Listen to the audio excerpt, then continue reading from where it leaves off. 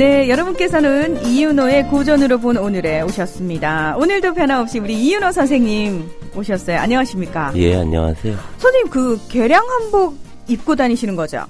예, 아니 네. 뭐 평상시에 입고 다니는 건 아니고 네. 가끔 있습니다. 아니 좀 지금 날씨에 아직까지 좀 춥지 않을까라는 생각이 드는데 어떠세요? 아니요, 덥던데요. 네. 이제 봄이 왔어요. 청년이시군요. 봄을 느끼세요? 예, 밖에 벌써 오면서 후배한테 이제 시기적으로도 봄인가 그랬다. 봄이죠. 그러더라고요. 그래서 봄이구나 이런 생각을 하면서 왔습니다. 옆에는 누가 그렇게 얘기를 해줘야 느끼시는군요. 네, 선생님 오늘 어떤 얘기 준비해 오셨어요? 오늘은 우리가 이제 점점 사실 대화가 안 통하는 사회 속에 살고 있고, 우리도 한편으로 보면 점점 이 천박항의 환멸을 느끼지만 어찌해야 될까 이런 고민들을 많이 하고 있죠. 그래서 이런 관료제와 의사소통의 문제 혹은 공론장의 문제 뭐 이런 걸 가지고 한번 사회학 내에서 얘기되고 있는 이야기들을 좀 한번 이야기해 볼까 합니다. 네. 주제만 들었는데도 벌써 어떤 얘기들이 쏟아져 나올까 되게 기대가 되는데요. 지난주에 아방가르드 다다이즘에 대한 얘기 해주셨잖아요. 우리 김영민 PD가 듣고는 감동받았다고. 너무너무 좋아하더라고요. 네. 부끄러우시죠? 이런 칭찬이. 근데 아마 지금 이 방송을 함께하고 계신 우리 청취자분들도 똑같은 생각을 하고 계실 것 같아요. 선생님이 해주는 얘기는 다 좋으시다는데요? 우리 청취자분들께서? 뭐 제 얘기가 아니고 이제 이러저러한 이론들을 이렇게 섞어서 가져와서 얘기하는 거고요.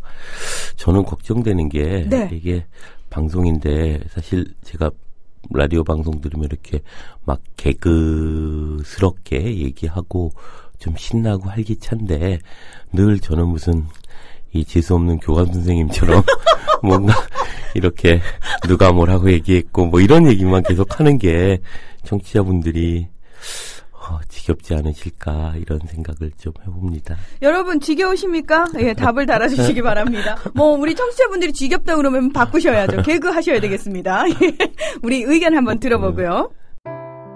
얼마나 더 속아봐야 정신 차리실 건가요? 네? 이제 그만 당할 때도 됐잖아요. 중고차 팔 때만큼은 차넷이 제가 받고 팔 수 있게 도와드리겠습니다. 중고차는 차넷, 가격 비교 차넷. 우와, 전국 400명의 전문 딜러에게 무료로 내 차를 평가받을 수 있네. 국민TV 여러분 차를 차넷에서 제대로 평가받고 보상받으세요.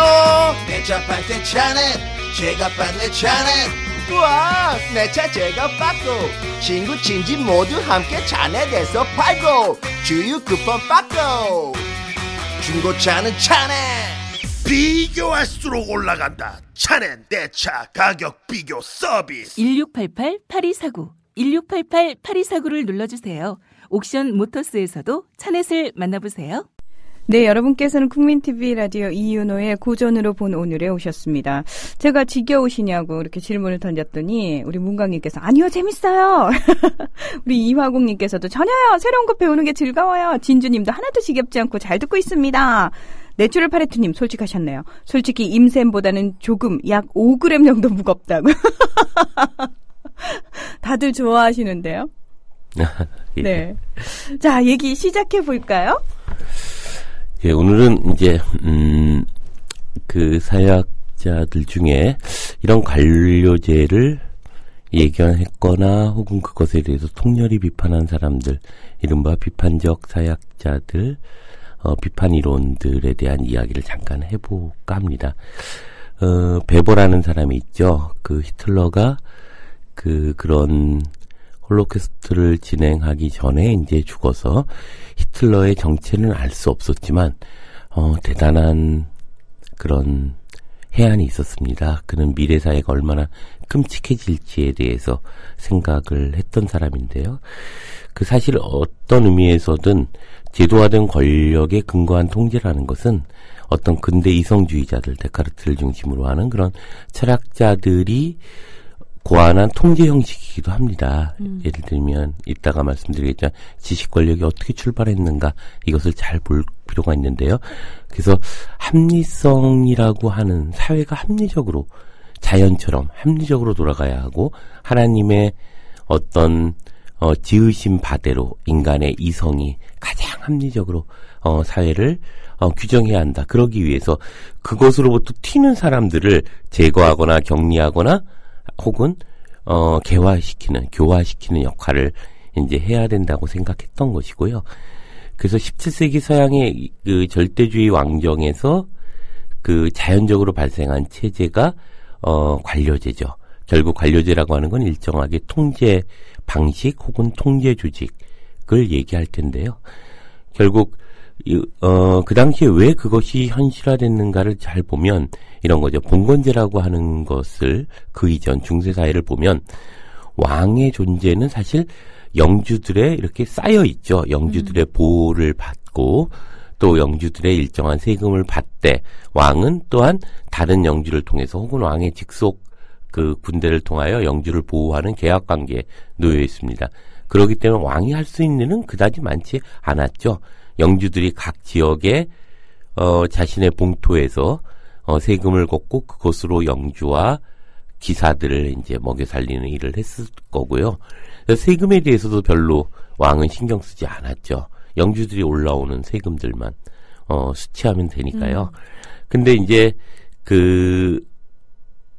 일정하게 과거에 그 영주로부터 조세를 받고 그리고 그에 대한 대가로 그들을 전쟁의 위협으로부터 보호해주기만 했던 왕이 이제 17세기를 겪고 장원 경제가 해체되면서부터 이제 위상이 달라지게 됩니다. 왕에게 새로 할 일이 생기게 된 거죠. 즉, 십자군 전쟁이나 이런 것들을 통해서 점점 영주의 세력은 약화됐을 뿐만 아니라 또 일정한 원격지 무역이나 상업 자본의 발전으로 영주가 굳이 지대를 받거나 이러지 않았던 거죠. 이런 과정에서 점점 영주들은 중앙의 귀족으로 포섭되기도 했고요. 왕에게 녹봉을 받거나 지방에서 지주가 되고 더 이상 왕에게 알아서 세금을 거둬다주는 일은 없게 되죠. 그런 점에서 이제 왕이 갑자기 일이 많아졌습니다. 이제 직접 조세를 관리해야 될 임무가 생긴 거고 이전보다 훨씬 광활한 지역을 관리해야 합니다. 과거에 영주에게 다 맡겼던 중세시대의 봉건제 그것이 이제 자기가 직할해서 다 통제해야 하죠. 그래서 인구 변동이라던가 각 지역의 생산력이 어느 정도 되는지 토지 관계가 어떤지 가족 관계가 어떤지 하다못해 무슨 돼지를 몇 마리 키우는지 이런 것도 다 수치화하고 통계적으로 파악해야 합니다. 그 신라시대의 민정문서라는 우리나라에도 그런 게 있는데요. 그게 이제 왕이 예를 들면 뽕나무 수가 몇 개인지 돼지가 몇 마리인지 이런 걸 다 기록했던 거죠. 네. 조선시대의 그 호적제도나 이런 것들이 만들어지게 되는 것도 호패법이나 이런 것들도 다 이제 사람들을 통제하기 위해서 규정하는 거죠. 지금 우리가 갖고 있는 주민등록이라고 하는 것도 결국 통제의 어떤 근거가 되고 있는 거죠. 그게 우리 삶을 더 풍요롭게 해주는 거 전혀 상관없습니다. 그래서 그가 어디서 태어났고 그다음에 몇 살이고 남자인가 여자인가 그리고 무엇을 하는 사람이고 이런 것들을 파악하기 위한 어떤 형식이 되죠. 그래서 재밌는 게 이게 실제로 이제 17세기부터 현실화되기도 했지만 지금 예를 들면 우리가 한번 이런 생각을 해보죠. 교통카드가 있습니다. 그죠? 교통카드가 있고 교통카드에는 여러 가지 그 사람에 대한 정보가 들어있겠죠. 그리고 그것은 신용카드로 사용되고 있습니다. 사실 그것은 대단히 위험한 어떤 것이기도 해요. 예를 들면 그가 어떤 자본이 혹은 어떤 국가기관이 한 개인을 통제하기 위해서는 간단합니다. 그 사람의 신상명세를 치면 그가 어디서 뭘 샀고 어떻게 이동했고 모든 것이 다 파악되고 있는 거죠. 교통카드가 붙는 순간 이건 모두가 다 될 것이고, 그래서 전자주민등록증에 대한 이제 반대가 극렬했던 이유도 바로 그런 거죠. 이제 그 통제 형식은 17세기부터 이미 시작됐던 것이고, 그리고 그러한 과정에서 통계적으로 모든 것을 파악해야 했습니다. 결국 여기에서 국가라고 하는 어떤 관료제의 필요와 통계학이라는 어떤 놀라운 접합이 이루어지기 시작하는데요.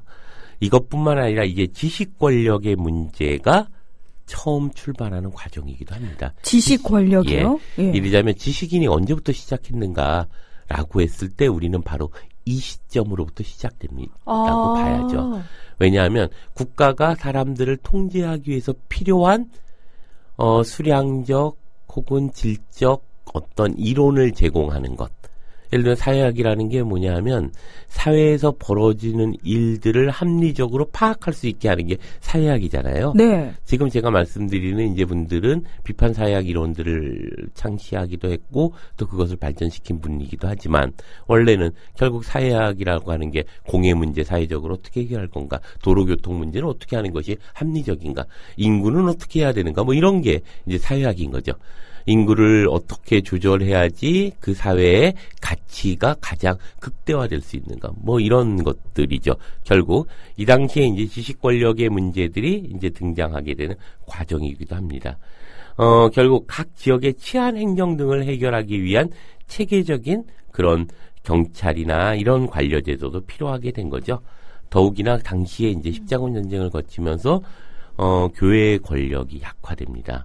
약화되면서 교회가 담당하고 있던 일상에 대한 관리 기능도 또 국가가 담당하게 됐죠. 과거에는 교회가 엄청난 힘을 가졌으니까 사실 국가라는 것이 뭐라고 할까요? 중앙행정정부는 큰 의미가 없었을 수도 있었어요. 교회와 영주들이 다 해결했던 거죠.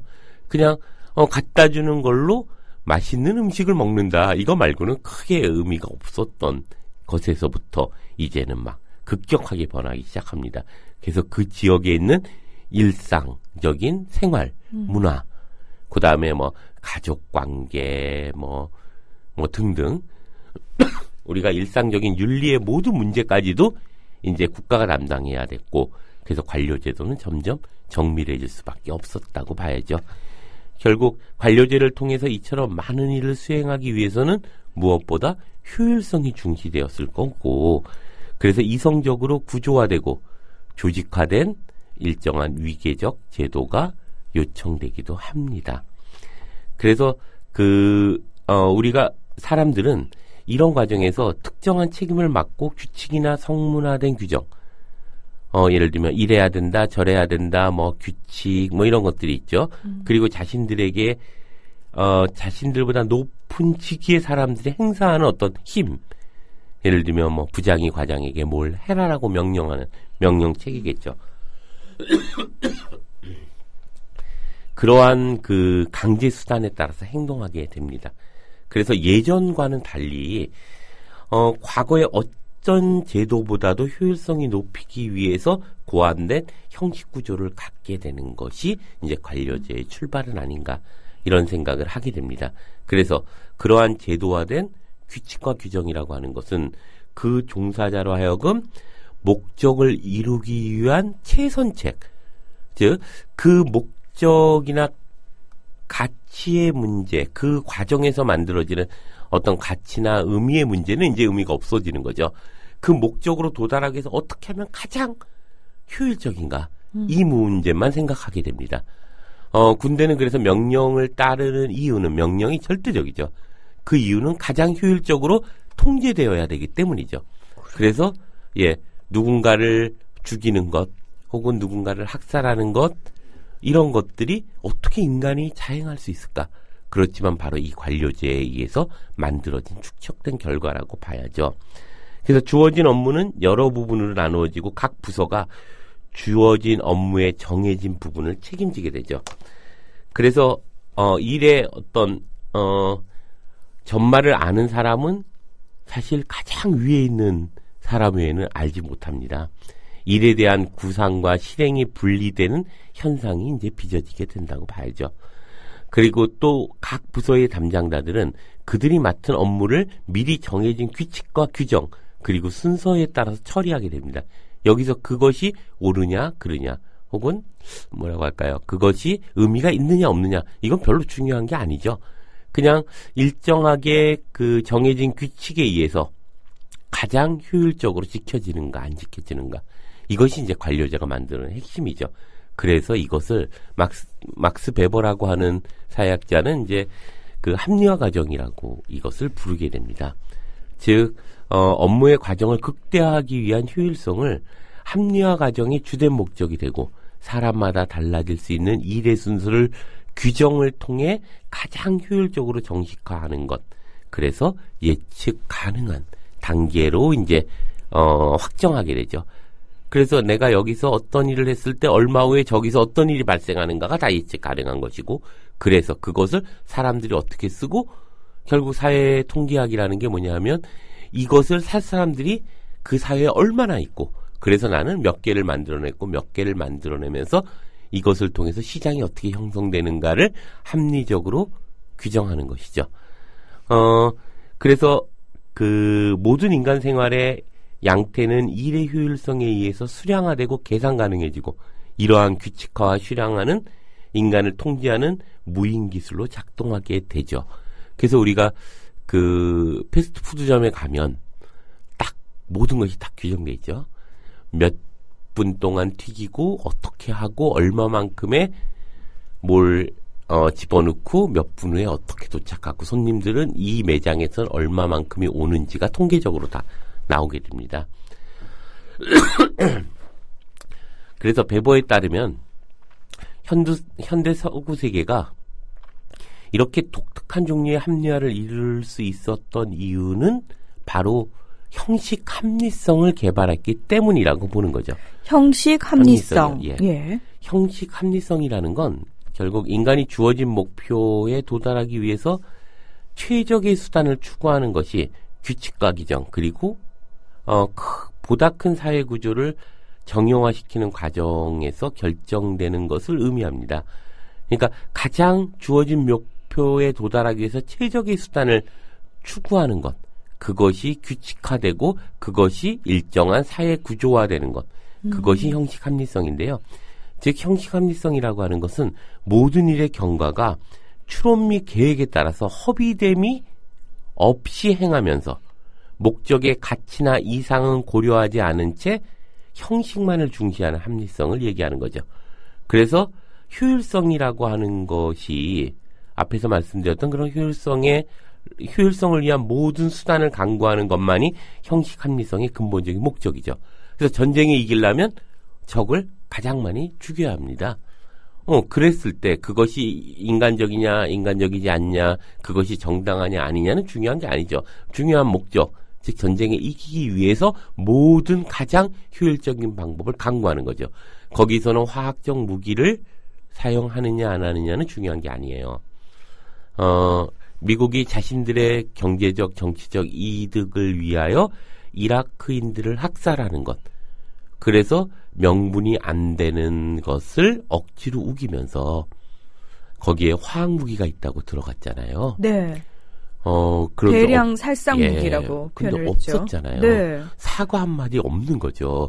그리고 나서 갑자기 후세인이 얼마나 나쁜 놈인가 하면서 후세인을 처형하는 것으로 쓱 넘어가 버리는 거죠. 결국 미국은 정말 화학적인 대량 살상 무기가 이라크에 없다는 것을 몰랐을까? 아니죠. 모르지 않았어요.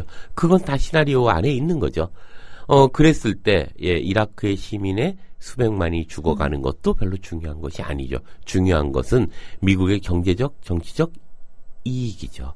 이것을 위해서 이제 우리나라 같이 조금은 힘없고 그런 나라들을 동원해서 이라크를 한꺼번에 정리해버리는 이런 과정들이 이제 형식 합리성의 어떤 특징이라고 봐야죠. 그래서 이러한 형식 합리성을 통해서 성립된 관료제는 그 안에서 움직이는 사람들의 행동을 지시하고 이를 통해 그들을 가장 적절하게 통제하는 수단으로 작동할 수도 있습니다. 그래서 결과적으로 그것은 점점 비대해지고 그 위계 질서가 불변하는 것으로 고정될 때 관료제는 결국 인간 소외를 만들어내게 된다고 봐야죠. 결국 인간이 그 안에서 도대체 내가 사는 게 무엇인가 라고 하는 것을 끊임없이 가질 수밖에 없고 거기로부터 소외될 수밖에 없습니다. 그럼에도 불구하고 이제 노동의 과정이 그렇게 되는 과정에서 자기가 소외받고 있다는 사실들에 대해서 느끼지 못하는 거죠. 그저 스트레스가 느껴지는 것이고 그것을 이제 배설로 풀어나가는 거죠. 이 배설 문화가 그래서 자극적이고 점점 우리 사회가 이제 전 세계에 드물게 이제 밤의 문화가 있는 나라잖아요. 드물게. 예. 네. 그렇죠. 보통 전 세계 어디든 11시면 다 가게들이 문을 닫습니다. 아무리 술집이라 하더라도. 근데 우리는 이제 11시부터 시작을 하죠. 그때부터 손님을 맞기 시작하고 거의 새벽 한 서너 시까지 손님들이 이제 그때부터 모입니다. 이유는 우리 사회가 너무 스트레스 지수가 높아요. 그래서 밤에 그렇게 풀지 않으면 정말 우리 사회가 뻥 하고 터져버리는 거죠. 이런 사회에서 갖는 밤의 문화도 이것과 분리되어 있지 않는 것이고 관료제의 과도한 팽창이 결국 이러한 배설적이고 그리고 말초적인 문화들을 만들어내기도 합니다. 결국 모든 사람이 자신에게 주어진 단계에만 숙달되어 버려서 무언가 덜 떨어진 인간이 되어가는 것을 모두가 느끼지만 어쩔 수 없는 일이 되어버립니다. 그래서 마치 컨베이어 벨트에서 부속품 하나만을 하루 종일 끼우는 노동자처럼 존재하는 거죠. 찰리 채플린의 모던 그렇죠, 타임스가 그렇죠. 생각이 나네요. 예. 예. 그래서 그걸 베버는 그 합리성의 쇠과목, 쇠울이라는 표현을 씁니다. 감옥에 우리가 합리성이라고 하는 건 결국 인간을 행복하게 만든 것인데 행복하려고 만든 것이 어떻게 하면 인간이 행복할까? 이런 속에서 이제 역사는 발전하고 합리성은 이제 점점 합리화되는 거죠. 그렇지만 결과는 형식 합리성이 만들어지면서 그 합리성이라는 거꾸로 새 과목에 갇혀버리게 되는. 그래서 베버의 관점에서 볼 때 관료제는 사람들이 그 안에 옴싹달싹하지 못하고 그들의 기본적인 인간적 가치는 완전히 부정된다는 의미에서 그 합리성에 갇혀버리는 새 과목을 얘기하는 거죠. 그래서 그 베버는 이와 같은 체계가 점점 커지고 점점 합리화됨으로써 합리화의 원리가 점점 더 많은 분야를 지배하게 됩니다. 그래서 그 일련의 합리화된 구조에 갇힌 사람들, 즉 하나의 합리적 체계에서 그 부분의 합리성으로만 움직이는 사람들이 이루어진 사회를 베버는 이미 예견했죠. 당시에. 그래서 우리는 모두가 기계 나사처럼 그렇게 존재할 것이다. 형식 합리성에 우리를 꼭 옴짝달짝 못하는 그런 사회가 될 것이다. 라고 한 거죠. 그리고 그러한 것들의 베버의 두려움은 베버가 죽거나 몇 년 후에 결국 나타나게 되죠. 그것이 유대인의 대학살입니다. 이 대학살 문제가요, 그게 합리성하고 무슨 상관이 있냐라고 할지 모르지만, 그렇지 않죠. 지금은 또 바우만이라고 하는 사람이 있는데요. 그 사람이 이제 그런 얘기 합니다. 유대인의 대학살은 현대 관료제적 합리성의 패러다임 안에서 실행 가능하다라는 얘기를 하죠. 그래서 유대인의 대학살이 우리의 상식을 벗어난 것이 아니라 우리 문명에 관해서 우리가 아는 것과 정확하게 일치한 것이다. 즉 유대인 대학살은 현대적인 사회공학의 대표적인 예고 그 목표는 완전한 합리성의 사회를 건설하는 것이고 그것에 방해되는 집단, 나치의 관점에서 보면 결국 완벽한 사회를 이루기 위해서는 유대인, 집시, 게이나 레즈비언 그리고 장애인들이 없는 완전한 합리적 사회 모두가 정말 게르만족, 아리안족의 후예인 게르만족이 눈빛을 반짝이며 방긋방긋 웃는 그런 사회를 얘기하는 거죠. 그래서 혼혈이 만들어지지 않는 사회, 게이가 없는 사회, 집시가 없는 사회, 이건 우리가 잘 한번 생각해 봐야 합니다. 우리 사회가 게이나 레즈비언이나 장애인들을 바라보는 시선은 이것과 다르지 않아요. 저들에 의해서 우리가 부끄럽다는 거죠. 장애인을 다룬 영화 중에 그 영화인데 거기에서 보면 이제 가족이 그가 장애인 내성소아마비인데요. 그 오아시스 말씀하시는 거죠? 오아시스에 보면 설경구 씨와 문소리 씨가 창피하다고 해서 결국은 가둬놓잖아요. 대부분이 그렇죠. 그래서 우리 사회는 장애인이 별로 없는 사회예요. 왜냐하면 밖으로 나오는 것을 금지당하기 때문이에요. 그러니까 근데 명목상 위험하니까 라고 얘기를 하죠. 그런 사회, 결국 이것은 합리화가 만들어낸 정상적 합리성의 사회인 거죠. 이러한 것들이 결국 히틀러의 그런 나치의 나치에 의한 대학살과 세계 전쟁을 일으키게 되는 동력을 만들었다는 사실을 우리가 한 번쯤 돌아봐야 될 듯도 합니다. 그러니까 조금 쉽게 풀어서 우리 일상 속에서 그런 부분들을 많이 발견할 수 있을 것 같은데, 저는 선생님 말씀을 들으면서 계속 들었던 생각이, 우리 시대의 공교육이요. 그런 획일적인, 그러니까 형식적 합리성을 이루어내는데 아주 제대로 복무하고 있구나라는 느낌을 많이 받았던 게, 저희 어렸을 때부터 학교에 딱 가서 앉잖아요. 그러면은 그 시간에 엉뚱한 질문을 하거나 다른 질문을 하게 되면은 바로 야단을 맞고 주의 조치를 당하거든요. 그렇죠. 그게 이제 그때부터 세뇌당하기 시작하고 습관이 되기 시작하는 거예요. 그래서 지금 이 사회 속에서 어느 누구도 하지 않는 질문을 하거나 다른 생각을 했을 경우에는 제재를 당한다. 이게 어릴 때부터 그렇게 키워지는 거죠. 그렇죠. 그게 결국은 그 유대인 대학살이 형식 합리성의 원리에서 기초하고 있는 어떤 합리성의 패러다임에 의존하고 있는 것이고, 그것이 이후에 우리가 대학살을 그렇게 경멸하고 분노하지만 우리의 일상 세계는 또다시 그것의 합리성에 의존하고 있고, 그리고 개개인은 그것에 의해서 강요되고 있는 사회 속에서 살고 있다는 거죠. 이미 우리 사회에서도 보면은 권은희 수사과장이라든지 그 윤석열 여주지청장도 그랬고요. 지금 좌천됐습니다만, 그러니까 관료화된, 그러니까 시키는 것만 해라고 했는데 거기서 문제 제기를 하거나 또는 도덕성에 대해서 고민을 하게 됐을 때 가차 없이 철퇴가 내려진다는 거죠. 맞아요. 그게 이제 우리 사회가 갖고 있는 문제이고, 이것은 어쩌면 근대 사회가 만들어냈던 베버가 얘기하듯이 어쩌면 우리가 형식 합리성의 세우리에 우리가 갇혀 있는 현실의 문제는 아닐까, 이런 생각을 하게 되는데요. 한번 조금 있다가 이제 도구적 이성이라고 하는 아도르노와 호르카이머에 대한 이야기를 들어보면 어떨까 하는 생각도 듭니다.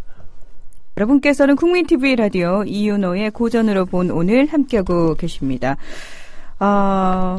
저는 우리의 삶이요, 지금 설명하셨던 히틀러의 나치즘과 크게 다르지 않고 그들을 향해 마음껏 우리가 손가락질 할 위치인가에 대해서는 참 자괴감이 많이 드는 현실이 아닌가라는 생각이 들어요. 근데 핑계라고 해야 되나요? 이유는 있어요. 먹고 살아야 되니까. 그리고 나만 그런 건 아니니까. 라는 게 글쎄 면죄부가 될 수 있을까요?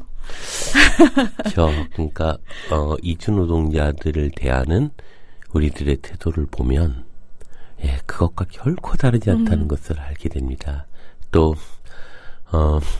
일본에 대한 어떤 태도가 단순히 군국주의자들 혹은 그러한 아베 총리를 위시한 그런 우익 정치가들이 아니라 일본인들 모두를 향한 그 분노들은 어찌 보면 우리 사회가 여기서 이것을 선동하는 어떤 사람이 등장하면 다르지 않겠다. 사실 저는 붉은 악마를 중심으로 처음에 참 좋은 의도를 가지고 시작한 것이 수십만을 넘어서 100만에 가까운 숫자가 그렇게 시청 앞에서 하나의 색깔로 오필슨 코리아를 외치는 그 순간부터 우리는 참 위험하게 존재하는 것은 아닌가, 이런 생각을 좀 했었거든요. 실제 그 당시 외신에서는 좀 위험해 보인다라는 보도도 있었거든요. 하나의 색깔로, 하나의 목소리로. 사실 언제나 영광된 조국을 위해서 파시즘은 존재하거든요. 우리가 기억해야 될 것은 우리가 모두가 옳다고 하는 그 사실에서 우리가 열정을 가질 때 그것은 엄청난 위험이 되고 있다는 사실이죠. 나치를 중심으로 하는 그 나치즘이 그랬고, 스탈린주의가 그랬고, 모두가 그 열광에서 우리가 그것을 보지 못할 때 그것은 이제 거대한 관료제에 의해서 또 다른 의미의 폭력이 되어버리고 만다는 것을 봐야 될 텐데요. 그것을 이제 그 아도르노라는 그 비판 철학자가 홀카이머와 더불어서 이제 이 문제를 그 다시 전면에 올려놓게 됩니다. 결국 이제 그 비판주의자들은 근대 역사의 병리적 전개 과정의 근원을 밝히려고 하죠. 이들은 근대 이후 계몽의 역사에서 견인차 역할을 했던 이성의 발전. 그래서 계몽이라고 하는 것은 빛을 쬐다는 의미고 우매한 대중들에게 무엇인가 알려줘서 우리가 사회적 발전을 꾀한다는 의미를 가지고 있는 거죠. 그런 것들이 기형적인 모습을 보이고 있다는 것을 포착하게 됩니다. 그래서 이에 대한 비판을 통해서 이제 근대성의 문제를 해결하고자 한 거고요. 그래서 그 아도르노와 호르카이머는 둘 다 이제 유대인이었고 당시 전쟁에서 유대인에 대한 박해를 피해서 미국에서 도피 생활을 합니다. 그리고 후일 이들의 작업이 도구적 합리성에 대한 비판을 통해서 미국의 대중문화에 대한 비판 작업으로 이루어지게 됩니다. 그래서 그 계몽주의 초기의 인간의 이성이라고 하는 것이 삶의 목적인 행복을 얻기 위한 가치와 이상에 대해서 끊임없이 고민하고 토론하는 이성이었죠. 그래서 적어도 19세기 말에 이제 그런 이성의 역할이라고 하는 건 프랑스 혁명기에 무수히 발간되는 어떤 신문의 천문학적 부수 엄청나게 발간되죠. 이성을 가지고 사람들하고 이야기를 하려고 하는 거죠. 그리고 당시에 살롱이나 카페나 커피하우스 등등에서 벌어졌던 토론. 그래서 인간의 삶의 자유와 평등의 가치에 대한 정말 질서 없는 무절제한 그런 어떤 광범위한 토론이 시작됩니다. 그래서 이성이 자신의 목적이 무엇인지를 분명히 하기 위한 끊임없는 반성적 과정을 거치고 있음을 보여주고 있는 거죠. 그렇지만 이러한 이성이라고 하는 것은 그래서 이러한 이성을 그렇죠. 반성적 이성이라고 이름을 붙였죠. 이성이라고 하는 것은 근본적으로 반성적 의미를 갖는다는 겁니다. 그래서 그 사실 이성에 대한 토론과 실천의 과정에서 수많은 희생을 낳기도 했고 또 많은 질곡을 겪기도 했고 그리고 효율적이지 않기도 했습니다. 그렇지만 인간의 역사에서 가장 중요하다고 평가할 만한 원칙과 제도를 만드는 데 성공하게 되죠. 지금 드셨던 음악의 그 중심 무대가 됐던 그 프랑스 혁명의 그 과정, 레미제라블의 어떤 의미들 역시도 바로 그러한 이성이 우리의 삶을 반성하게 하는 어떤 의미를 가지면서 등장하고 있는 거죠. 그래서 이 과정에서 보통 선거의 원칙이 확립되기도 하고 그리고 인간 평등에 대한 원칙적인 합의가 이루어지기도 하고 인간의 자유를 본래적 권리로서 인준하는 인간의 자유라는 건 그렇지 그것은 정말 천부인권이야 라고 얘기하는 것을 모두가 동의하는 데까지 이르게 되는 거죠. 수많은 가치와 이상이 제도화되었던 거죠. 그들이 만든 제도는 분명 그런 점에서 보면 행복이라고 하는 이성의 본래 목적에 충실했던 거죠. 그렇지만 그 이후에 결국 국가라는 근대 국가의 추령과 맞물려 들어가면서 이러한 목적적인 모든 행위는 일거에 이제 침묵하게 됩니다. 국가제도가 이제 정교화되기 시작하고요. 그리고 확대되는 과정에서 무엇보다도 제도의 효율성이 우선시되는 태도로 이어졌고 결국 교육제도, 사회제도, 행정제도 등에서 어떻게 하면 보다 더 많은 사람에게 혜택을 줄 수 있을 만큼 대량의 업무를 관장할 수 있을까라는 효율성이 이제 중심이 되게 됩니다. 그런 효율성에 대한 고민만이 이제 팽배해지게 된 거죠. 그리고 이처럼 이성은 행복에 이르기 위한 도구로서 제도적 효율성만 고민하게 되었고 스스로 추구했고 추구해야 할 그런 가치와 이상에 대한 반성적 사고, 과거에 가졌던 우리가 누구인가, 우리는 어떻게 왔는가, 우리는 어떻게 살아야 하는가 이런 것들을 이제 뒷전으로 밀려나가게 되는 거죠. 그래서 아도르노는 그러한 제도적 효율성만 집착하는 그러한 이성을 가리켜서 도구적 이성이라고 이제 명명하게 됩니다. 즉 이것이 하나의 도구로서 작용하게 된다. 이성이라고 하는 게. 그래서 효율성을 위한 하나의 도구로서 이성은 작용하고 있는 것. 그래서 도구적 이성이라고 하는 것은 이성의 포괄적 역할 가운데 목적에 대해서 가장 효과적인 수단을 마련하는 이성을 뜻하게 됩니다. 그래서 아도르노에 의하면 이성은 본래 이제 반성적 사유와 도구적 구상을 동시에 수행하는 것이었는데 도구적 이성만이 지나치게 팽배하게 됨으로써 반성적 사유가 존재할 지점에서 그러한 반성적 의미는 사라지고 도구적 이성의 병폐만이 나타난다는 거죠. 도구적 이성이 이제 비대해지고 그리고 이성의 또 다른 기능, 즉 목적적 정당성을 검토하는 그런 반성적 차원은 이제 사라지게 됐거나 퇴행하게 된 거죠. 그래서 정말로 그래야 돼? 그것이 정당해? 이런 걸 묻는 건 없는 거죠. 예를 들면 우리한테 잘 살라고 얘기하지만 정말 잘 사는 것이 무엇인지를 얘기하지 않고 열심히 살라고 얘기하지만 무엇이 열심히 사는가라고 하는 것 혹은 열심히 사는 것의 정당성을 이야기하는 그런 의미들은 사라지게 된 거죠. 그래서 근대 초기의 이성주의자가 추구했던 본래의 역사적 목적은 사라지고 결국 근대 계몽의 역사라는 건 목적을 상실한 맹목의 구렁텅이에 이제 매몰돼 들어갑니다. 그래서 그 당시에 호르카이머가 이제 결국 그러한 것들을 느끼는 것이 바로 아우슈비츠의 집단살인 공장이죠.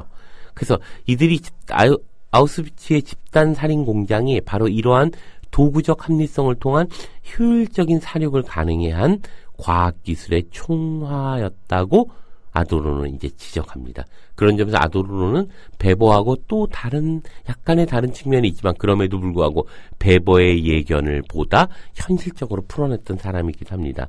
그래서 근대 역사는 죽음의 공장 아우슈비츠만을 탄생시킨 것은 아니고 인간에게 환상을 제공하는 꿈의 공장도 헐리우드에 건설되었지만 아도르노의 눈에는 헐리우드 역시 결국 그런 천진한 환상의 낙원이 아니다라고 봐야죠.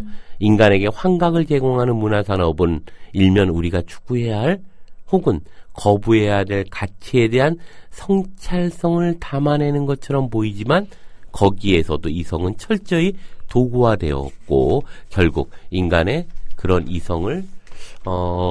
이성이 가져야 되는 반성적인 의미를 뭐라고 할까요? 그런 이렇게 무디게 한다고 할까요? 이런 것으로 작동하고 있다는 거죠. 그러니까 어떤 의미에서는 사실은 개개인의 이성들이 다 반성적으로 작동을 해야 되는 게 맞는데 그 방식이 아니라 집단 이성으로 만들어버리는 거죠. 예. 굉장히 편하게 그냥 우리가 다 그렇죠. 던져줄 테니까 그걸 그냥 받아서 넣으시면 된다라고. 이러자면 이제 헐리우드, 그다음에 문화산업들, 스포츠 이런 모든 것들이 그렇죠. 결국은 우리에게 그런 문제들을 반성적으로 이끌게 하는 것이 아니라 그 자체에 스스로가 수용되게끔 만들어 나간다는 거죠. 그래서 그러한 공간에서 이성은 문화산업의 도구일 때만 일정하게 인정받고 커지는 것으로 보게 되는 거죠. 그래서 이제 그런 또 다른 비판 철학의 이제 대변자였던 마리쿠제는 그 현실을 이제 1차원적 인간으로 묘사하게 됩니다. 그래서 그러한 문화산업에서 무분별하게 이제 무차별적으로 공격되는 그 현실에서 아무것도 하지 못하고 쪼그라들고 있는 어떤 반성적 이성. 그래서 그런 속에서 옴싹달싹 못하는 그런 인간, 점점 단순해지고 점점 그것을 수용하기만 하는 인간, 그것을 이제 1차원적 인간이라고 이야기하고 있는 거죠. 그래서 그 비판 철학자들은 근대세계 역설이 이렇듯 어떤 이성의 기형적 발전에서 유래한다는 것을 설득력 있게 그려내고 있죠. 그리고 언제나 그렇듯이 숲을 지나온 후에 숲의 모양이 보이게 마련이듯이요. 당대의 질것을 몸으로 겪은 이들은 그것을 넘어설 만한 해결책을 제시하기에는 너무나도 무거운 그냥 환멸 그 자체를 겪게 됩니다. 그래서 아도르노는 이제 막 정말 끔찍한 시대를 비판하는 것으로 마감을 하고 그 대안을 만들어내지 못하죠. 그 대안을 나름대로 이제 추구했던 사람이 그의 다음 세대로 등장하는 이제 하버마스입니다. 그래서 합리성의 회복을 위해서 제기하는 것으로 이제 등장하는데요. 그래서 위르겐 하버마스는 독일의 철학자이고 근대성의 마지막 파수꾼이라고 이야기되고 있죠. 그래서 최근까지도 정말 활발한 활동을 했던 사람입니다. 그래서 하버마스에 따르면 아까 말씀드렸던 도구적 이성은 인간이 주로 사물이나 물건을 대하면서 활용할 수 있는 경업적이고 분석적인 실행 능력이라고 봅니다. 이러한 사물과의 관계 맺음으로써 주체 객체의 도식이 활용되며 인간은 자신이 대하는 대상을 자신의 지식을 최대한 활용하여 자신의 의지대로 변형시켜 보다 나은 삶, 보다 편한 삶을 위해 자신의 세계로 편입시키려고 한다는 거죠. 그것이 자연일 수도 있고 그것이 인간일 수도 있습니다. 그렇지만 인간은 작업장에서 물건만을 다루고 만들면서 외톨이로 살아가는 존재가 아니고 남과 더불어서 살고 있고 그리고 공동체를 이루고 살아가는 사회적 존재죠. 다른 사람과 관계 맺음으로써 사물을 다룰 때와는 다른 논리가 필요하다고 하버마스는 보게 됩니다. 그래서 하버마스는 이렇게 서로의 인격을 주체로서 인정한 선상에서 이루어지는 만남의 관계를 상호주관성 혹은 상호인격성이라고 규정합니다. 상호주관성, 상호인격성. 예, 그래서 그런 상호주관성의 차원에서 더 이상 주체와 객체라는 도식, 내가 나를 위한 하나의 도구로서 존재하는 객체의 도식이 통용되지 않고 주체와 주체의 인격적 만남이라는 새로운 만남의 규칙을 형성해야 한다고 얘기하는 거죠. 이렇게 서로의 인격을 인정하면서 더불어 사는 사회세계가 곧 생활세계라고 이제 하버마스는 얘기를 하죠. 그러니까 이러자면 우리가 도구적 이성이라고 하는 것은 이 이성의 반성적 차원을 잃어버리고 오로지 도구적으로만 합리성이 만들어질 텐데요. 그 하버마스는 이제 이런 것을 의사소통의 합리성이라고 하는 상호성이라고 하는 것으로 이제 이 합리성을 바라보게 됩니다.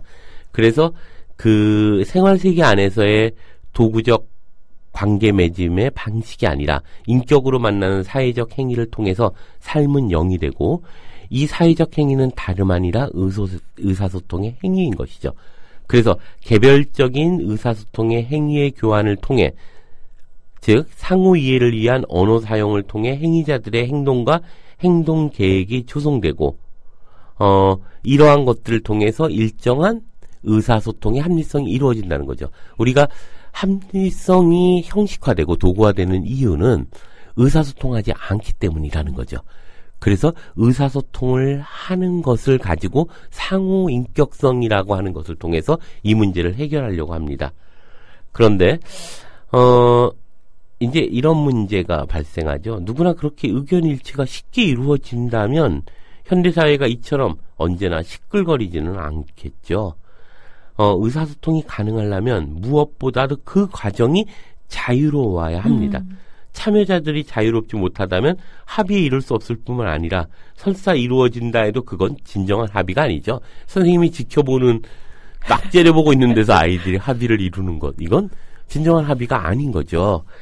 이런 속에서 이제 하버마스는 몇 가지 원칙들을 만들어내면서 의사소통의 어떤 가치를 정리하게 됩니다. 그래서 하버마스는 현대사회의 의사소통은 체계적으로 왜곡되어 있다고 이야기하죠.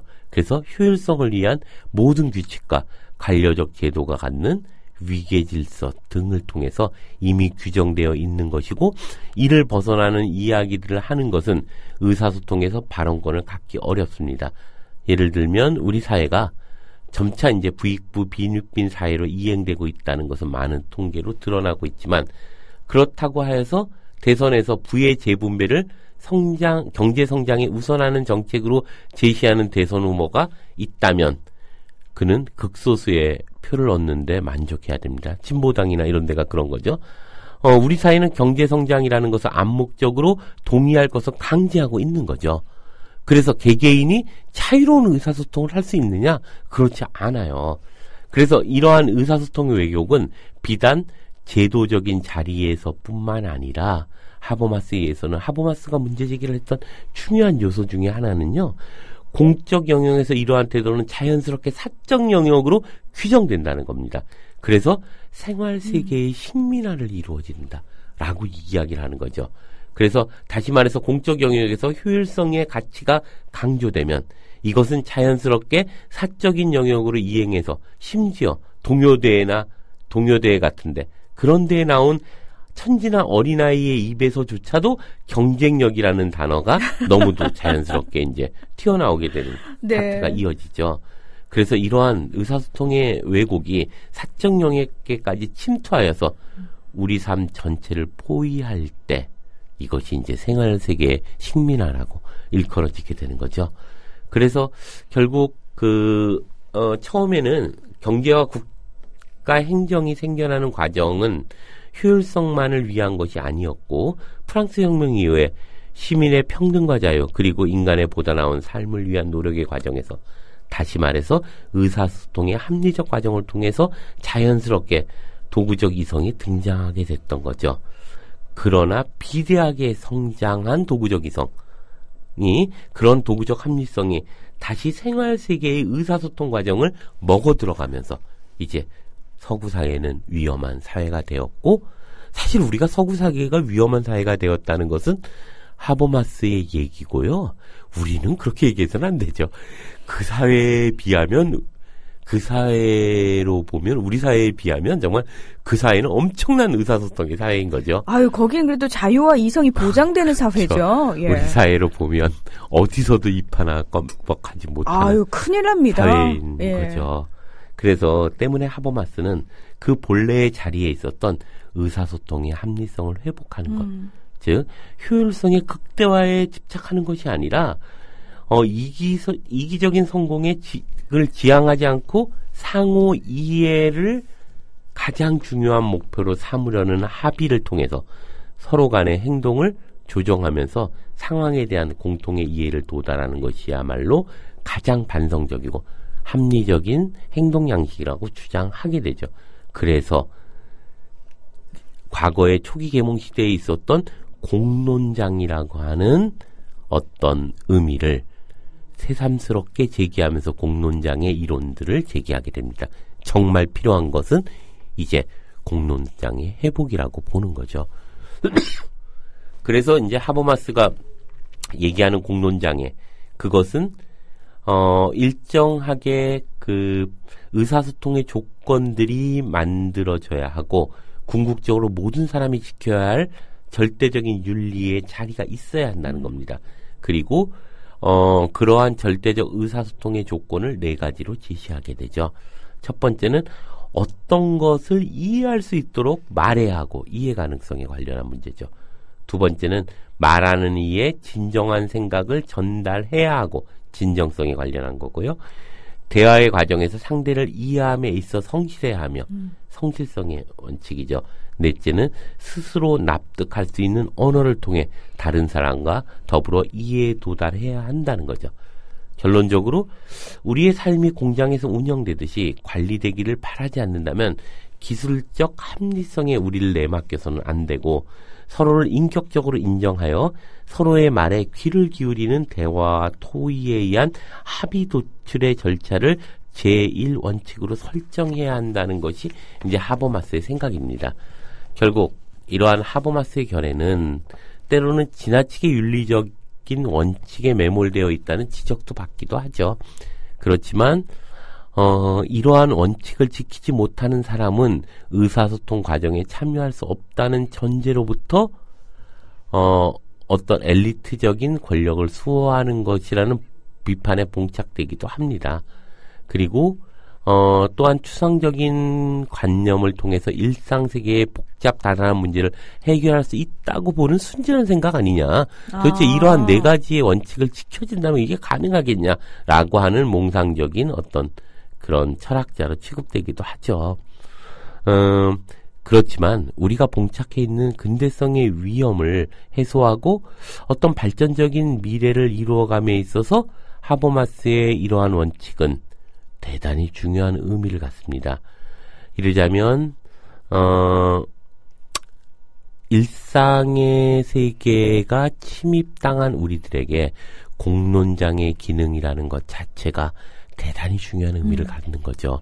그래서 적어도 공공의 가치를 위하여 서로 다른 사람들이 모여서 그것을 이야기할 수 있는 가능성과 그것으로부터 세상이 변화할 수 있다는 생각을 하고 있다는 것 자체가 중요한 의미를 갖습니다. 실제로 그것은 많은 것들을 변화하겠죠. 예를 들면 혹시 기억나실지 모르겠는데요. 노무현 대통령 탄핵이 국회에서 결정됐잖아요. 그럴 때 만일 수십만 명이 모여서 광장에서 촛불을 들지 않았다면 과연 정말 그 탄핵은 취소됐을까? 저는 결국 탄핵을 취소할 수 있었던 힘은 그러한 공공의 목적을 가지고 사람들이 모여서 합리적으로 의사소통할 때 만들어졌다는 생각이 듭니다. 그런 점에서 보면 하버마스가 이야기하려고 했던 그런 공론장의 기능, 의사소통의 합리성이 우리 사회에 아주 절실한 어떤 것이 되고 있는 것은 아닌가 이런 생각이 들고요. 최근에도 이제 촛불에 나가면서 이제 상황들을 보면 이제 봄이 오기 시작하면서 조금씩 또 이제 사람들이 늘어나고 있는 것들을 보게 됩니다. 그들은 왜 거기에 그렇게 나와 있을까? 결국 이러한 의사소통의 민주화 혹은 의사소통의 과정에 대한 어떤 욕망 그리고 그러한 공론장을 통해서 이루고자 하는 어떤 생각으로부터 출발하고 있는 거죠. 그게 이제 제3의 길이죠. 단순히 밑으로부터의 혁명 또 위로부터의 어떤 일방적인 관료제 이런 것들이 아니라 시민들의 합리적 이성들을 매개로 한 의사소통의 과정이 결국 그러한 문제를 이끌어 나가는 힘이 아닌가 이런 생각이 들게 됩니다. 물론 이런 고민은 좀 하게 됩니다. 우리가 적어도 의사소통이 합리화되려면 각각의 주체가 주체여야 합니다. 그럼에도 불구하고 일상생활의 식민화처럼 우리는 노예적 도덕에 익숙해져 있죠.